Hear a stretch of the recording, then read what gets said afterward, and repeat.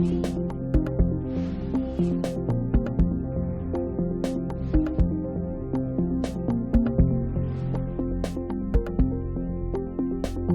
a quienes nos están acompañando y a la Secretaría, por supuesto. La acta de las sesiones 44 y 45 quedan a disposición de las señoras y señores diputados. La secretaria abogada dará lectura a la cuenta. Gracias, presidente. Tenemos la siguiente cuenta, un proyecto iniciado en moción de los diputados señores Ilavaca, Beltrán, Bobadilla, de Rementería, Fuenzalía y Ulloa, y de las diputadas señoras Astudillo, Bulnes, Nullado y Rafael, que modifica la ley 17.635 para asegurar el cumplimiento de la obligación de habitar efectivamente la vivienda adquirida mediante subsidio. Boletín 16.280-14. Oficio de la Secretaría General, mediante el cual comunica que la Sala acordó remitir el proyecto de ley que modifica cuerpos legales que indica para obligar al concesionario a sustituir los componentes de las redes sanitarias públicas afectados por efectos de carácter geológico o climático y considerar sus efectos en los planes maestros de regeneración de barrios o conjuntos habitacionales altamente deteriorados y recuperables correspondiente al boletín 16.276-09. Oficio de la Secretaría General, mediante el cual comunica que la Sala dio su acuerdo en orden a refundir los proyectos de ley iniciados en moción en primer trámite constitucional correspondiente a los boletines números 16.251-14 y 16.276-09 con los proyectos de ley ya refundidos correspondientes a los boletines 16.085-14, 16.069-22 y 16.077-14. Oficio del director de obras de la Municipalidad de Curicó, mediante el cual se refiere a los permisos de edificación y a las eventuales irregularidades cometidas en torno a la construcción del condominio Zapallar de Curicó, ejecutados por la empresa constructora Galilea S.A. Al respecto, comunica que todos los permisos y resoluciones otorgados fueron entregados por el otrora director de obras, quien fuera destituido por diversas irregularidades investigadas por la Contraloría Regional de Maule. Documento con el detalle fue enviado al correo de las y los integrantes de la comisión. Oficio del Ministerio de Vivienda y Urbanismo, mediante el cual informa la situación de los comités Vivienda Esperanza por una Casa 1 y Esperanza por una Casa 2, pertenecientes a las comunas de Alto Hospicio, de la región de Tarapacá, adjunto informe del Servio de la región que detalla lo solicitado. Documento con detalle fue enviado a los correos de las y los integrantes de la comisión. Correo electrónico de la señora Mónica Pérez, mediante el cual solicita a la comisión hacer gestiones para que la estación del Metrotren de la comuna de Requinoa vuelvan a estar operativos, ya que se han visto afectados trabajadores, estudiantes, dueñas de casa por falta de este medio de transporte seguro y rápido y eficiente que era utilizado para viajar principalmente a Santiago y a otras comunas de la región. Señala que esta estación es un importante punto de encuentro y de actividades que intensifican y reactivan la vida social y comercial de la comuna por encontrarse cercana a la Plaza de Armas y al municipio. Hace mención que en agosto del año 22 el presidente de la República anunció la reactivación de esta estación sin que a la fecha hayan avances sobre el tema.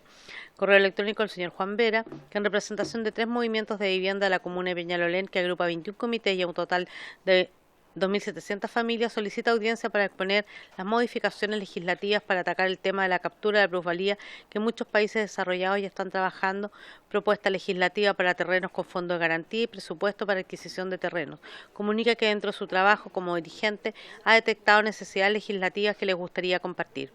Correo electrónico del representante del Comité de Vivienda Rural Copesdal, Dalcahue, provincia de Chiloé, región de los Lagos, por el cual dan a conocer que no existe constructora que quiera hacerse cargo del proyecto para construir vivienda en la isla Grande de Chiloé debido al factor multiplicador establecido en la resolución 60, número 3130 de 16 de mayo del 2016. Y finalmente, presidente, hay una nota al Comité Frente Amplio, Revolución Democrática, Común y Convergencia Social, mediante el cual comunica que la diputada señora Javiera Morales reemplazará a la diputada señora Mercedes Bulnes en la sesión ordinaria de las 15 horas. Esa es toda la cuenta, presidente.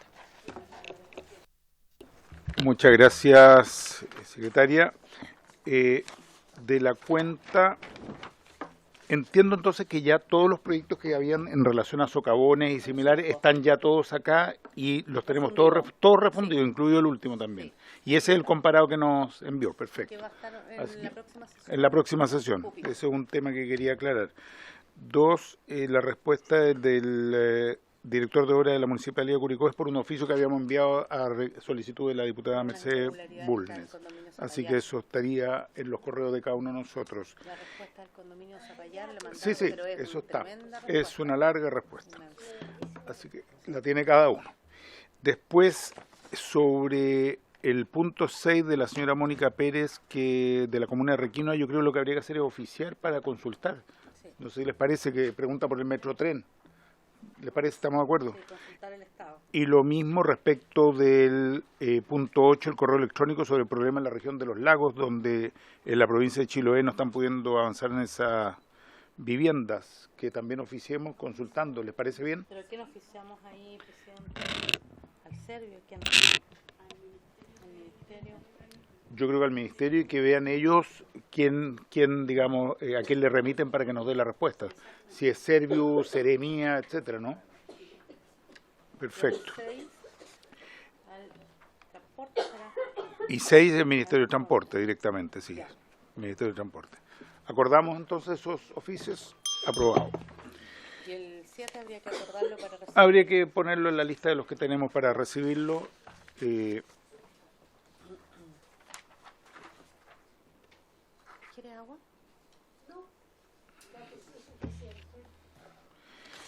Bien, eso respecto de la cuenta. ¿Alguna observación sobre la cuenta? ¿De la cuenta? Sí, diputada Nullado. Estuvimos en la mañana con la diputada Bulnes, pero no sabemos el número del boletín. Ah, ya, pero se puede buscar el número del boletín del el proyecto del diputado Félix González. Sí. Eso lo debe saber a lo mejor la señorita Claudia. Y el boletín 16280 que ingresa, que me lo encargó el autor Marcos y la Vaca, que pudieran, ojalá en lo posible, dependiendo de los tiempos que tiene el presidente, y que sus facultades también las pueda disponer para que este proyecto pudiera estar en algún momento en tabla. Muchas gracias. Gracias, diputada Nullado. Respecto al proyecto de cortafuegos del diputado Félix González, yo hablé con él además, y sé que han estado conversando con distintas bancadas transversalmente y que hay interés en que se pueda avanzar. A su vez, el presidente va a presentar mañana un proyecto de ley sobre el tema de incendios, pero de algún modo una ley más larga, porque más compleja. Entonces, la posibilidad sería que nosotros veamos el de incendios. Ahora, estamos con dos proyectos. Proyecto de arriendo, y tenemos el acuerdo de empezar hoy día con el proyecto de socavones, que también es un tema importante y relevante. A mí me parece que este de incendios, sobre todo si es que se ha conversado, por lo que yo entiendo, transversalmente, deberíamos ver forma también de incorporarlo, porque lo importante es que esté ahora, antes que empiece la temporada, bueno, de incendios. Tengo la impresión que es un proyecto relativamente simple en su estructura y que eventualmente podríamos verlo relativamente rápido. Entonces, lo que yo propondría es que veamos con Secretaría forma de incorporarlo, tal vez para la próxima sesión, y ver cómo combinamos los tres proyectos que vamos a estar viendo simultáneamente, pero de modo tal que podamos avanzar con este de incendios, que me parece, si bien entró después que los otros, que tiene una importancia. Respecto del gobierno que han presentado incendios, no está claro aún si va a ir vía por agricultura o vivienda, así que es un tema que el gobierno verá, ni tampoco si le van a poner urgencia, así que sobre eso no tendría mucho. Y sobre el del diputado y la vaca, claro, vamos a tener que, lo recogemos, lo tenemos acá presente, pero ya vamos a tener que ver cómo estructuramos con esta cantidad importante. Siempre podemos poner una tercera o una cuarta sesión semanal, pero creo que no va a ser tan fácil. Así que, pero sí vamos a avanzar con el de incendio por ahora y después vemos cómo incorporamos el otro proyecto. Diputada Bulnes. Yo quería agregar, porque el de incendio es verdaderamente urgente, independientemente que el de socavones es muy importante. Incendio es la temporada, bueno, dicen que ya no vamos a usar la palabra temporada, pero el incendio es una contingencia cierta, no es una contingencia incierta, es una contingencia cierta y probablemente con gran, muy rápida, digamos. Hay una muy buena propuesta aquí de la... Perdón, le interrumpí. Sí, perdón, no, yo ya es terminé. que hay una buena propuesta de la Secretaría, me parece que podemos estar de acuerdo.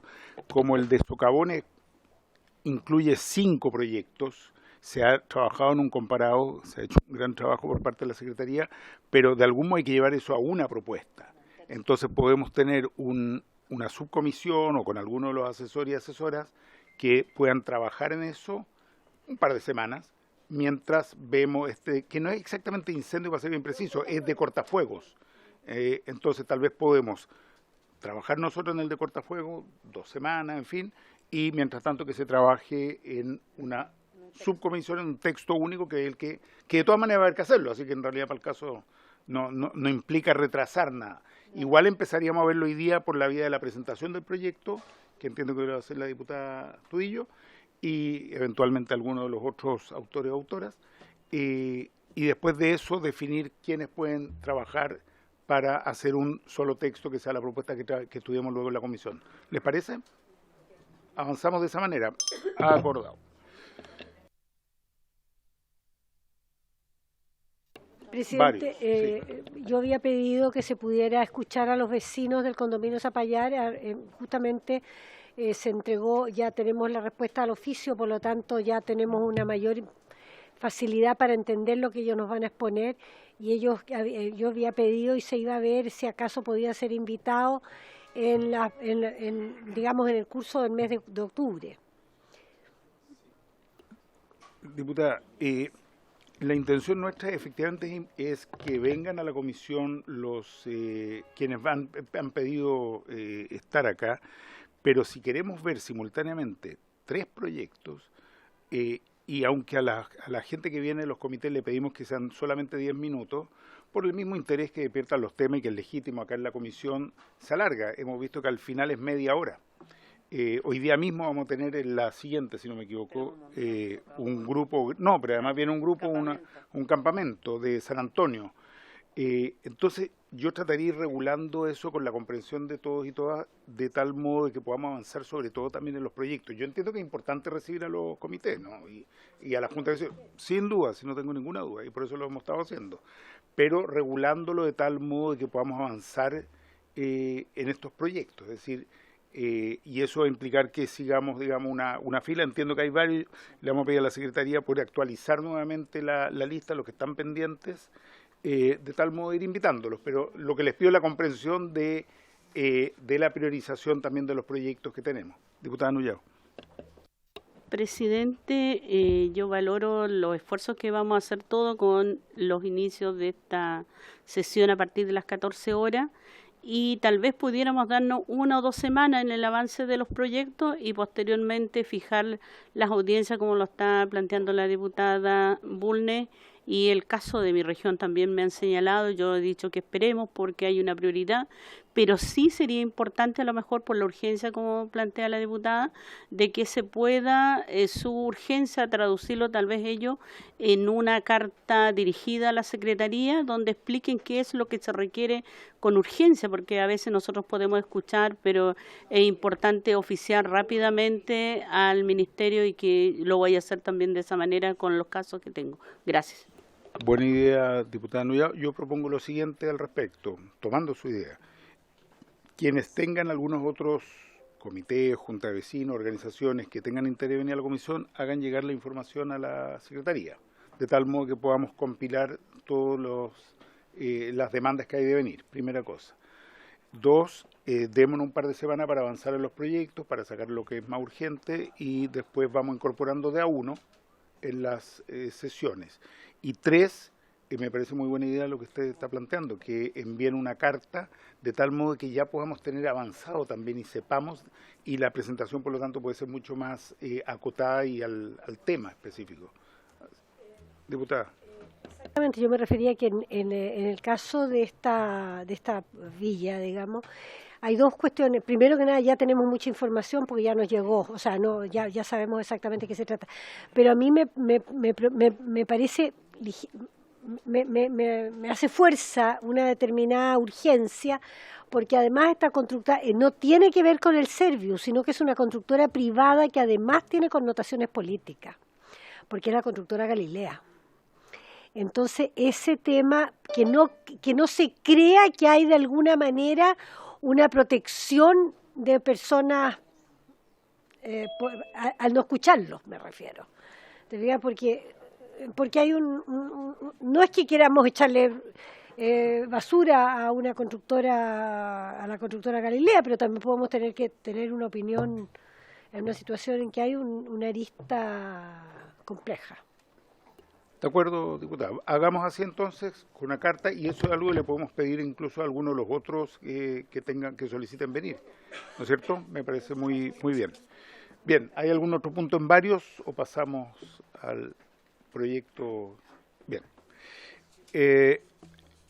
Esta sesión tiene por objeto continuar con el estudio en general del proyecto de ley que ya conocemos, iniciado por las diputadas señora Orsini Santibáñez, el diputado señor Gil que habla, y que modifica la ley 18.101, que fija normas especiales sobre arrendamiento de predios urbanos para regular los requisitos de postulación al arriendo, establecer un estatuto de la garantía que gobierna las obligaciones del arrendador y prohibir el cobro de la renta en unidad de fomento y otros cobros abusivos correspondientes al boletín 16.019-14.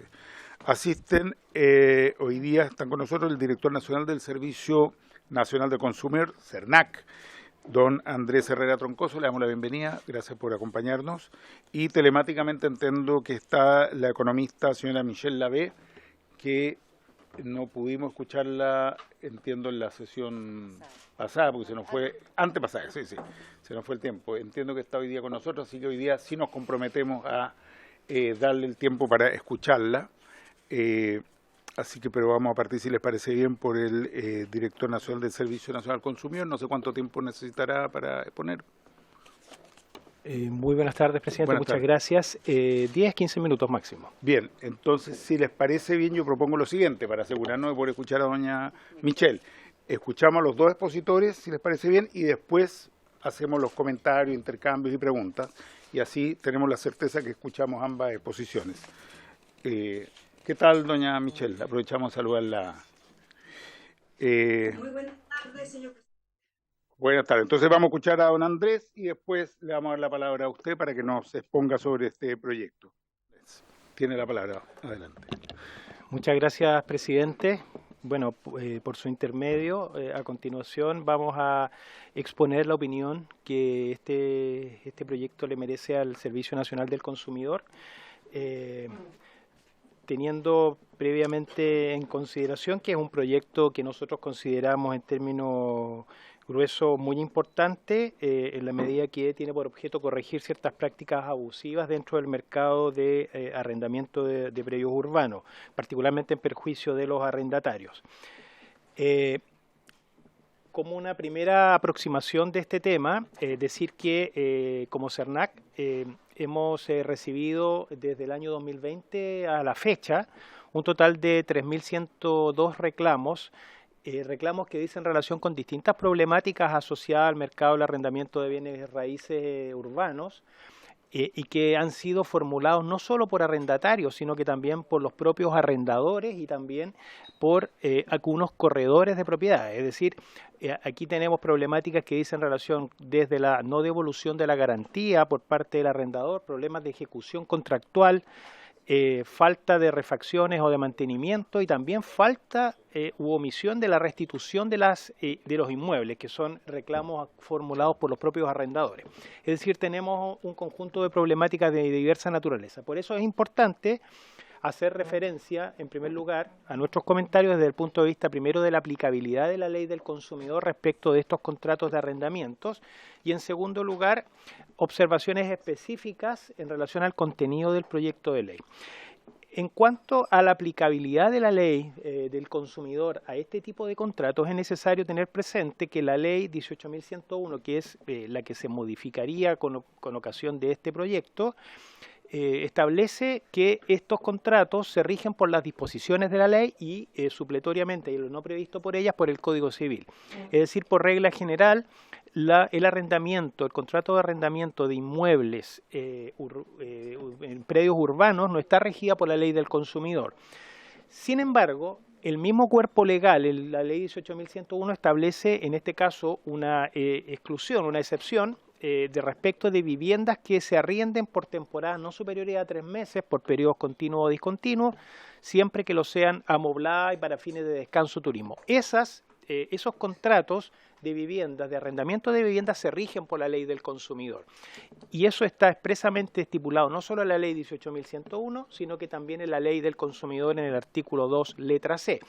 Por lo tanto, ahí tenemos un primer ámbito de aplicación respecto de las viviendas que se destinan a fines de turismo por periodos no superiores a 3 meses. Pero también se puede aplicar la ley del consumidor en aquellos casos en que un contrato de arrendamiento de un predio urbano se pueda calificar como un acto de consumo, es decir, estemos en presencia por una parte de un proveedor y por otro lado de un consumidor. Y el proveedor, para tales efectos, debe reunir un conjunto de requisitos, entre los cuales está, evidentemente, realizar esta labor comercial de manera habitual y cobrar un precio o tarifa por aquello. Entonces, en este caso, tratándose, por ejemplo, de un proveedor, perdón, de un arrendador, que es una persona natural, que simplemente realiza esta actividad de realizar un contrato de arrendamiento de manera esporádica, no estamos en presencia de un proveedor, sino que estamos en presencia de una relación civil, comercial, que se regula por normas, digamos, de manera propia de la legislación general. Ahora bien, por lo tanto, tenemos en este caso de poder someterse a la ley del consumidor cuando el proveedor, es decir, el arrendador, tenga un rol comercial y realice esta actividad de arrendamiento de manera habitual en el tiempo, sea su giro principal y al mismo tiempo cobre un precio o tarifa por aquello. Eso sin considerar, por supuesto, que tratándose de los servicios de corretaje, estos servicios de corretaje, como también lo explicaré más adelante, también tienen una plena sujeción a la ley del consumidor, toda vez que se trata de la prestación de un servicio por el cual se presta un precio o se cobra un precio o tarifa y al mismo tiempo se realizan con un afán de habitualidad el giro principal del negocio, independientemente que se trate de una persona natural o de una persona jurídica. Por lo tanto, ahí hay que distinguir entre la aplicación de la ley en lo que tiene que ver con la relación entre arrendador y arrendatario, que solamente sería aplicable la ley del consumidor en aquellos casos que se trate de viviendas que se arrienden por temporada no superior a 3 meses, y por otro lado, en aquellos casos en que el arrendador sea un proveedor en los términos de la ley, lo que supone que realice esta actividad, insisto, siendo su giro principal habitualmente y cobrando un precio o tarifa por aquello. En los demás casos se rigen por la legislación general, la ley 18.101 y supletoriamente el Código Civil.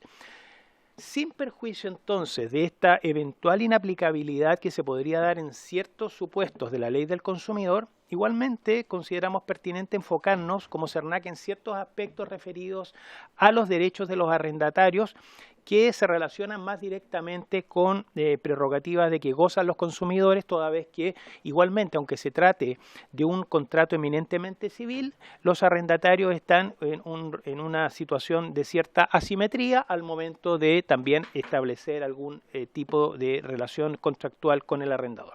Y por eso nos vamos a referir a 3 puntos particulares respecto del proyecto desde la óptica, obviamente, de la protección al consumidor. En primer lugar, los requisitos que se exigen a los arrendatarios para la celebración del contrato de arrendamiento. Por otro lado, la prohibición que se establece en el proyecto de pactar el precio del arrendamiento en unidades de fomento. Y por otro lado, la prohibición del cobro de corretaje a los arrendatarios. Respecto del primer punto, presidente, en relación con los requisitos que se exigen a los arrendatarios para postular a la celebración de este contrato, a nosotros como CERNAC nos parece la incorporación del artículo 19 bis del proyecto totalmente razonable, si bien permite requerir entonces al arrendatario antecedentes para calificar su solvencia, se establece como límite principal la discriminación arbitraria, en los términos que establece la ley 20.609, la ley Zamudio, y esto particularmente en relación con lo que establece su artículo 2. Ahora, esto es necesario reforzarlo toda vez que de una manera análoga, desde la protección al consumidor, esta configuración, esta limitación, también se contempla en el reciente reglamento de análisis de solvencia económica. Este reglamento que va a entrar en regir el próximo año, en mayo del próximo año, y que se publicó en agosto del presente año recientemente, es un reglamento que regula la obligación que tienen los proveedores de hacer un análisis de solvencia cuando se refieren a operaciones de crédito de dinero. Estamos hablando de un mercado distinto, pero también estamos hablando de un mercado de que se traduce en contratos de tracto sucesivo que tienen vigencia en el tiempo y de mediano y de largo plazo. Y en este caso también se permite al proveedor realizar el análisis de solvencia, pero también respetando el principio de discriminación, y eso está recogido en el artículo 5º de este reglamento, que podría también tenerse en vista al momento de regular esta limitación que establece el artículo 19 bis del proyecto. Por otro lado, también se establece en este proyecto, en el artículo 19 bis, un conjunto de presunciones simplemente legales de que se estaría configurando discriminación arbitraria en perjuicio del el arrendatario.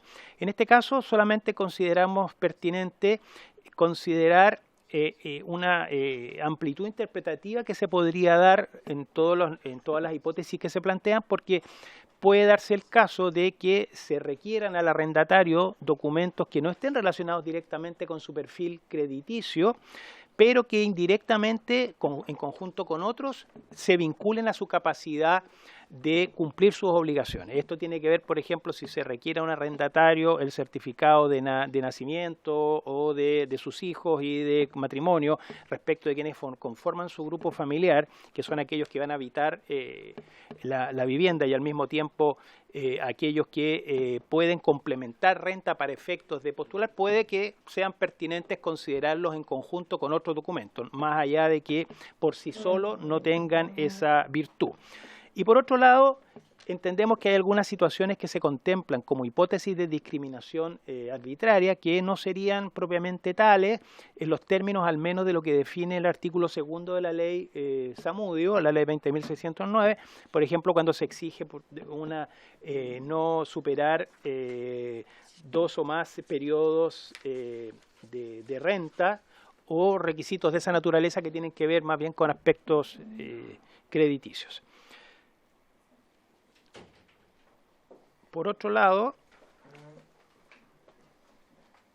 en cuanto a la prohibición que se establece en el artículo 20 de pactar el precio del arriendo en unidades de fomento, solamente hacer presente, señor presidente, que la práctica de pactar precios de servicios en general en UF se observa en distintos mercados, y desde el punto de vista de la normativa de protección al consumidor no merece un reproche, toda vez que desde el punto de vista de los estándares de información de precio cumple con esos requisitos, desde el momento que los artículos 30 y 32 establecen la necesidad de informar evidentemente el precio, y ese precio puede ser dado en unidades de medida distinto al precio, más allá de que evidentemente lo razonable es siempre traducir esa unidad de referencia a pesos para efectos de claridad del consumidor. Además, es necesario decir que, por ejemplo, tratándose de contratos de seguros, contratos de operaciones de crédito de dinero en general,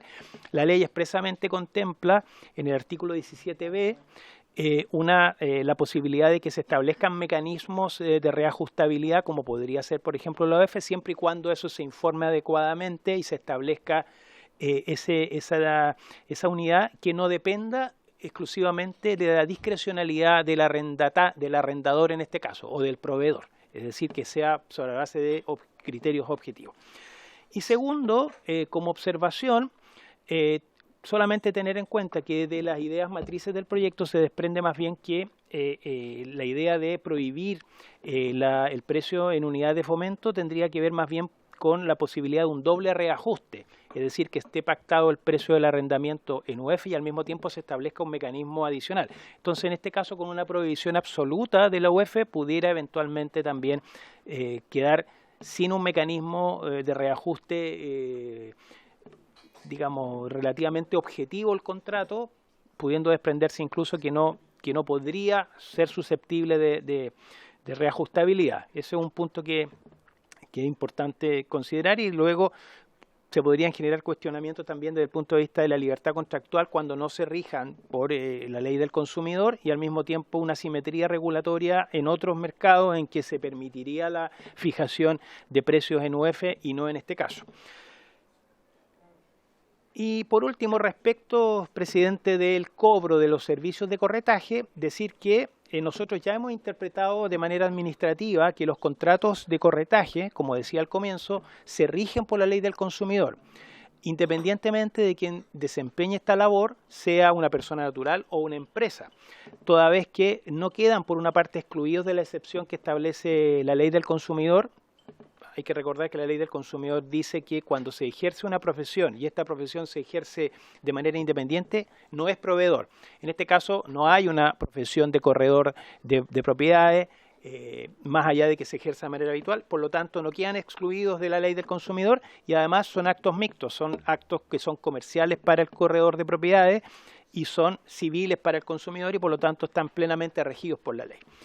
Y en ese sentido, más allá también de lo que se puede avanzar en la regulación de la relación entre una de las partes, que puede ser el arrendador con el corredor de propiedades, la modificación también que se incorpora en el artículo 20 ter del proyecto nos resulta plenamente razonable en cuanto impide extender los efectos del contrato de corretaje que se ha celebrado entre el arrendador y el corredor a un tercero distinto, ajeno al contrato, que es el arrendatario, que se obliga al pago de una comisión cuando no ha accedido a ello.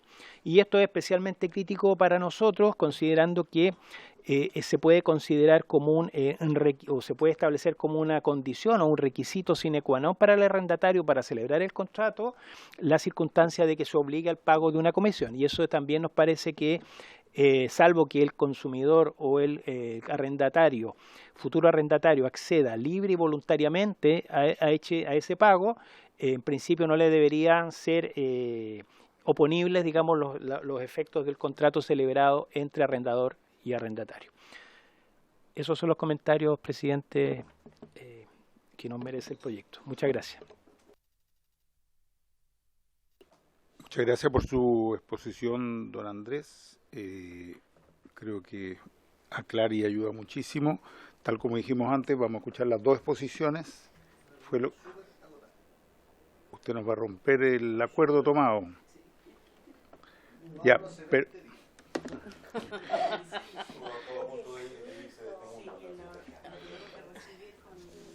Vítores.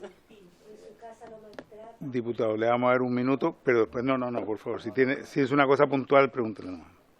Respecto, gusto saludarlo, Juan Manuel Fuenzalía, diputado por Coquimbo. Vi ahí que dentro de la presentación un poco se mete en el tema de la autonomía de la voluntad que establece en definitiva el Código Civil, ¿ya? Que es un tema que por lo menos dentro del análisis de este proyecto a mí me genera mucho ruido, porque en definitiva una ley especial estaría empezando a vulnerar lo que es el principio de la autonomía que está consagrado en el Código Civil, sin perjuicio lo otro de la ley, ¿no es cierto?, lo que donde se establece la reajustabilidad y todo eso, pero el tema de la autonomía de la voluntad sería como una excepción gigantesca respecto a ese principio en esta ley, ¿no, señor director?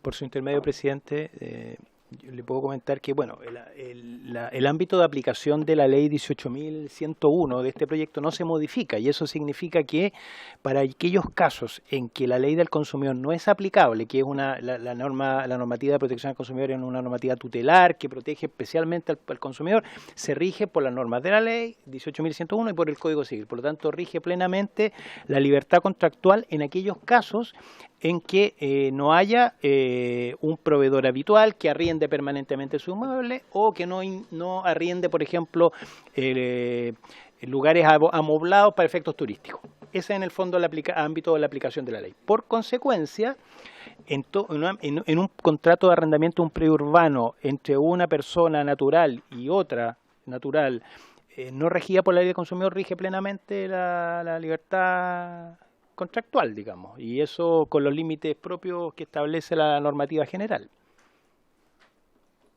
Gracias. Diputado, es que tomamos un acuerdo antes que la escucharon a Michelle de hoy porque la vez pasada vino y no alcanzó a hablar. Si es por eso.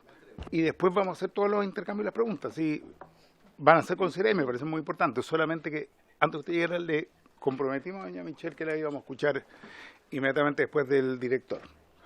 Doña Michelle, tiene la palabra. Muchas gracias, presidente, por la defensa. Yo les traje, mire, voy a ocupar varias de las cosas que dijo el presidente, el director del CERNAC, y por lo tanto voy a tratar de ser muy corta. Perdón por su intermedio, saludo a los diputados presentes. Bueno, el artículo 19 bis ustedes lo conocen bien, pero tal como lo dijo el director del CERNAC, a mí me llama la atención que constituyen presunción de discriminación arbitraria temas que no son discriminación arbitraria. ¿Y a qué me refiero con eso? Primero porque se les pide a todos los posibles arrendatarios la misma información, ¿no es cierto? Y quien decide qué información pedir es el arrendador. Ahora, ¿por qué se le pide un certificado de matrimonio? ¿Por qué se pide un certificado de nacimiento? Bueno, porque quien arrienda su bien, que acuérdense de que ustedes que en el fondo aquí hay una persona detrás que compró un bien y que lo está poniendo en arriendo, quiere conocer a la persona a quien va a arrendarle este bien porque quiere cuidar su activo. Ya mucha gente lo que hace es comprar estos departamentos o comprar casas para arrendarlo y con eso generarse una pensión futura, por ejemplo. Entonces, quiero conocer quién es, no quiero que me destruyan la casa, no quiero que hagan con mi casa cosas que, no sé, que se dediquen a vender droga dentro de la casa. Por lo tanto, dado eso, muchas veces lo que hacen es pedir información para tratar de conocer quién es el posible arrendatario. ¿Por qué se exige una doble acreditación de cumplimiento de requisitos? Bueno, lo mismo, es un requisito para... Todo esto tiene un objetivo que es eliminar el riesgo. Yo pido una doble acreditación porque cuando yo le pido a un posible arrendatario que me documente los cheques, ustedes saben que el cheque se puede mandar a dar orden de no pago.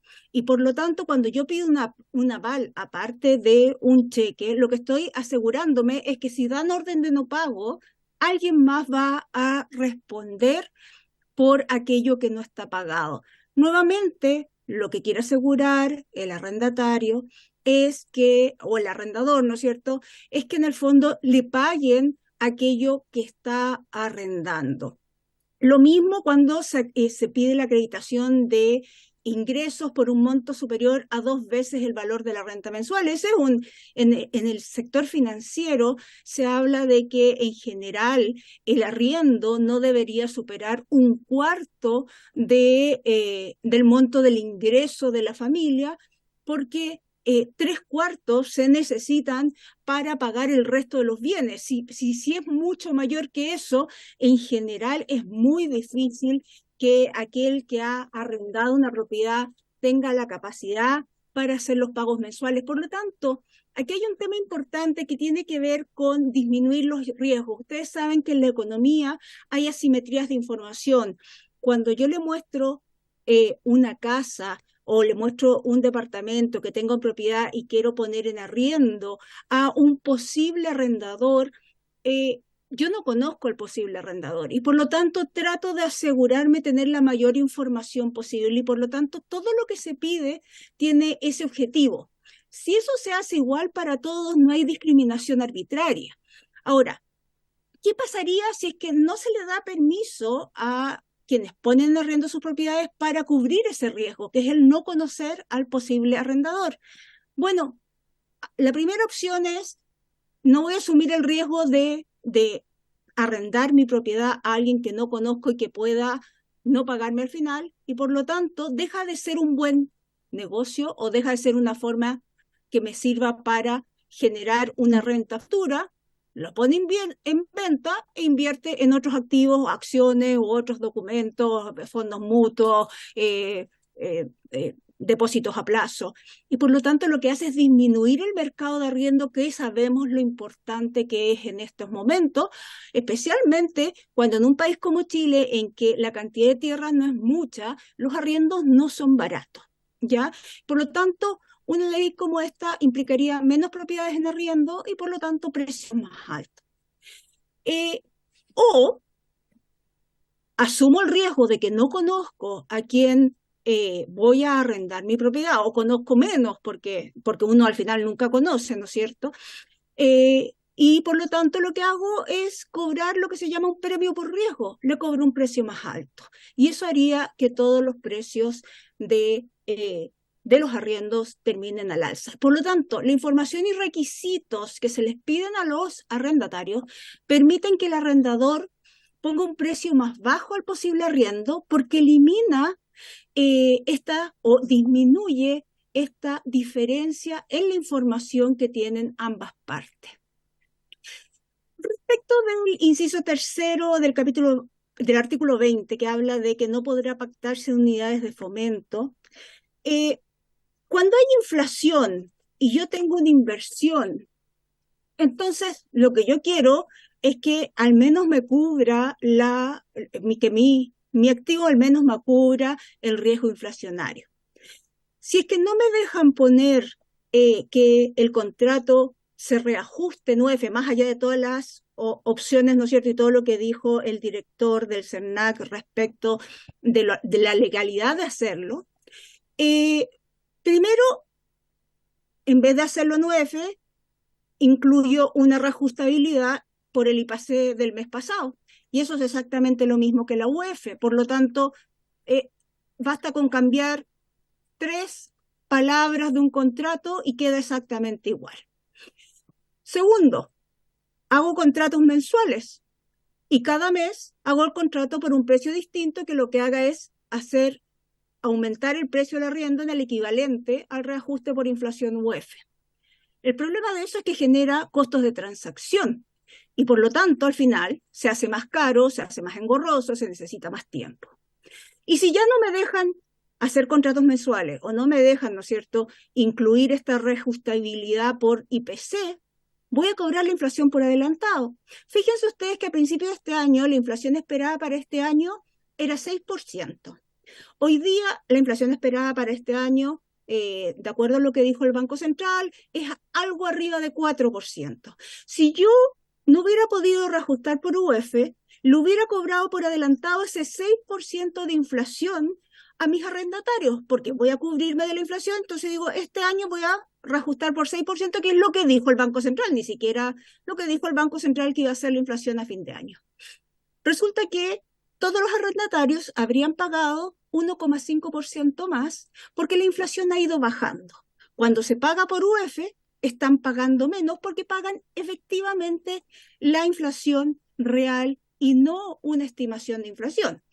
Y por lo tanto, esto permite que el ajuste sea mucho más exacto y que además no exista el riesgo de quedarse bajo, porque lo que haría cualquier arrendador, ¿no es cierto? Es decir, bueno, el Banco Central dijo 6%, pero ¿qué pasa si es un poco más? Voy a cubrir 7, voy a poner. Y es lo que tiende a hacer el mercado cuando no tiene información al respecto. Por lo tanto, esto también permite que los precios sean más bajos. El artículo 20 bis habla, ¿no es cierto?, de esto de que solo se pueda caucionar un mes de arriendo para cubrir, para arrendar, ¿no es cierto? Resulta que en general, lo que se da es que cuando se cobra los 2 meses de arriendo, no se paga el último mes arrendado y con el resto se paga la luz, el agua, algunos daños potenciales a la propiedad y la diferencia se le entrega de vuelta al arrendatario que se fue de la casa. Si yo no puedo cobrar este riesgo de que la persona se vaya y me deje una cuenta de agua, una cuenta de luz, una cuenta de gas, que me haya roto el baño o la cocina, entonces lo que voy a hacer es que el precio del arriendo va a ser más alto.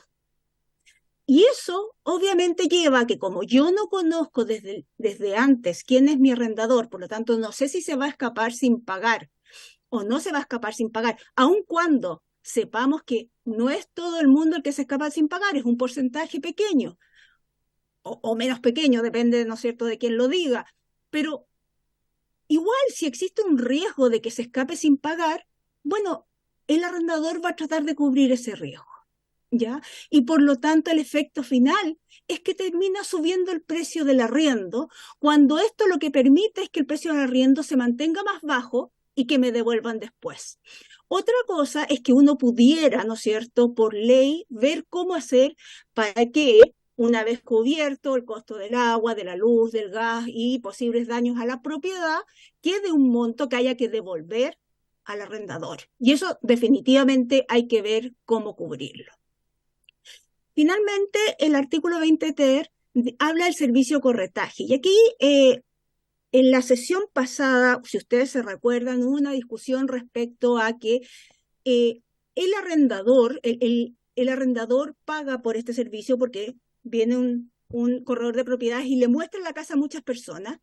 Y lo que decía el representante de la corredora de propiedades es que en el fondo quien arrienda la propiedad solo va una vez con este arrendador y por lo tanto no tiene que pagar las veces que que el corretaje, el corredor de propiedades, le mostró a otras personas. Pero lo cierto es que ese arrendatario visitó muchas casas, no solo, o muchos departamentos, no solo el que vendió. Y cada vez que visita uno no paga por esa visita. Por lo tanto, lo que tenemos es un servicio que es mostrar muchas veces la casa a diversos posibles arrendadores y diversos, ¿no es cierto? Y uno paga solo por la que contrata finalmente. Pero la que contrata finalmente puede ser cualquiera de los que se están arrendando. Por lo tanto, estoy cubriendo como arrendador el costo del resto. Dado que es un mercado en que hay muchos arrendadores y muchos arrendatarios, lo que hace es que se parean esos. ¿Qué pasaría si es que yo le cobro solo a una parte? Hay dos formas. Uno, ¿no es cierto? El servicio del corretaje no va a bajar de precio, se lo van a cobrar al arrendador. El arrendador no va a bajar de precio su arriendo, lo que va a hacer es incluirlo dentro del precio del arriendo. Y por lo tanto queda un precio del arriendo que es menos limpio, menos transparente. Y adicionalmente, o sea, aquí se produce un doble negocio porque los corredores de propiedades van a empezar a cobrar por el servicio de mostrar la casa. Y por lo tanto, antiguamente eso pasaba. Uno para ir a ver una casa tenía que pagar un cierto monto, no sé, un monto fijo, 30.000 pesos, 50.000 pesos, 100.000 pesos por ir a ver una casa, porque como el corredor no le podía cobrar a todo el resto, sino solo al que ponía en venta su casa, se cobraba del otro 50% por el lado de estos cobros a quienes se muestra la casa. Por lo tanto, ¿qué pasa finalmente? Se hace un precio más oscuro, menos transparente y termina subiendo el precio de los arriendos. Finalmente y en conclusiones, a mí me parece que es un proyecto de ley con muy buenas intenciones, no me cabe la menor duda, pero muy malas soluciones. El efecto de este proyecto de ley sobre el mercado de arriendo es que lo va a hacer mucho más acotado, los precios de arriendo van a terminar siendo más altos, menos transparentes y debería caer el sector construcción, va a haber menos empleo. Recordemos que la construcción es de los sectores que dan más empleo y por lo tanto se genera menor bienestar de la población. Ojalá tuviéramos un exceso de propiedades en arriendo para que los arriendos fueran mucho más baratos, especialmente para la población de menos recursos y por lo tanto lamentablemente, este es un proyecto de ley que a mi juicio personal el remedio termina siendo peor que la enfermedad. Y con esto quiero, sin ánimo de ofender a nadie, el problema, recuerden ustedes, que es la ley de estacionamientos, que con muy buenas intenciones terminamos todos pagando estacionamientos más caros. Muchas gracias, señor presidente. Gracias, doña Michelle. Esto da cuenta de mi espíritu democrático, diputado Fuenzalía. Teníamos clarísimo que no necesariamente íbamos a coincidir con doña Michelle en la propuesta de este proyecto. Está claro, malo por donde se lo mire. No. preguntar si lo va a retirar, presidente. No, yo no. Después de tanto vengo llegando, me cuenta que no. Más aún cuando he apoyado a dos diputadas que lo han presentado. Pero más allá de eso, Diputado, próxima vez pida la palabra, lo voy a tener que sancionar. Estamos pensando seriamente. Tenemos pocos minutos de esta sesión, pero tenemos la próxima a continuación. Por lo tanto, podemos darle continuidad y si es que hay comentarios, preguntas, tanto al señor director del CERNAC como a doña Michelle, abrimos la palabra, si es que alguien quiere comentar o preguntar algo. Presidente, insisto, presidente, por su intermedio, la presentación del CERNAC la tenemos. Ya. Perfecto. Ahora que me descensuraron, voy a seguir preguntando, director. Salía que, en el fondo, este era un mercado que, lo que usted expresaba, que estaba bien regulado, ¿ya? Que era la lámina, no sé si pueden poner las láminas, presidente. Es la lámina, creo que 3, donde vienen los 3 requisitos respecto de, que me pareció interesante, donde habla la ley 18.010, que es de reajuste de operaciones de crédito, de operaciones de crédito de dinero, que es donde habla del principio de la autonomía de la voluntad. Ya. Desde el punto de vista del CERNAC, desde el punto de vista del consumidor, hoy día como que es un área que está bien regulada, donde entendí que al haber harta competencia no había tanto abuso respecto desde la mirada del CERNAC, sin perjuicio que obviamente pueden haber, pero por eso quería ver la lámina. No sé si lo entendí así, señor director, pero entendí como que para ustedes era un tema que estaba como bien estructurado, bien regulado. Presidente. Gracias, diputado Fuenzalía. Vamos a ver si hay alguna otra pregunta o intervención. Diputado Boadilla. No, presidente, yo no voy a hacer una consulta, sino que más bien una pequeña reflexión en relación a lo que acabamos de escuchar de la señora Michelle Lavé. Creo que es una exposición potentísima y creo que como ella concluyó con el ejemplo de este proyecto de ley respecto a los estacionamientos, que sin duda en su momento fue, a ver, por decirlo de alguna forma, muy popular, terminó con un resultado que yo creo que ni el autor se imaginó, ¿ya? Todavía estamos pagando las consecuencias de un mal proyecto que puede ser muy popular, pero con consecuencias no menores para los consumidores. Y creo que esta iniciativa va a tener, Dios quiera, que no se apruebe, pero si se llega a aprobar, los mismos resultados que el proyecto que mencionaba la señora Lavé. La felicito, señora Lavé, por su exposición clara, contundente, y si tenía alguna duda respecto de cómo votar esta iniciativa, ya no me queda ninguna. Así que gracias. Gracias, diputado Boadilla. Lamentamos que no haya estado para la primera parte de las exposiciones que han habido durante la sesión. En cualquier caso, y le pediría un poco más seriedad, en cualquier caso, hemos tenido distintas exposiciones en esta comisión sobre este proyecto de ley, particularmente una de la Biblioteca del Congreso, en la cual me parece que se destacaron varios otros elementos del proyecto. Yo creo que es importante estudiarlo en su mérito, tanto lo que ha manifestado la señora Lavé, como lo que ha manifestado la Biblioteca del Congreso, el CERNAC, más otros invitados que vamos a tener durante las próximas sesiones, donde han habido opiniones diversas sobre este proyecto, y es parte de la discusión normal que tenemos que tener en la comisión y también votarlo en comisión y luego en sala como corresponde para ser aprobado o rechazado. Yo quisiera agregar 2 preguntas al señor director del CERNAC. Uno, en este tema de la discriminación, si bajo la norma actual, si hay alguna situación de discriminación, ¿quién sanciona al respecto? ¿Quién y cómo se sanciona cuando se produce alguna discriminación, en este caso en un contrato de arriendo, por ejemplo, respecto de una persona u otra? Y la segunda, respecto de, yo entiendo que se está preparando un proyecto por mensaje para un CERNAC, ¿no es cierto?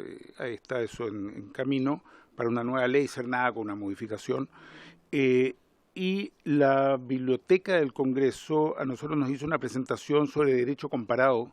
Tomó Francia, Nueva Zelanda y España, si no me equivoco. Me parece que fue España el tercero.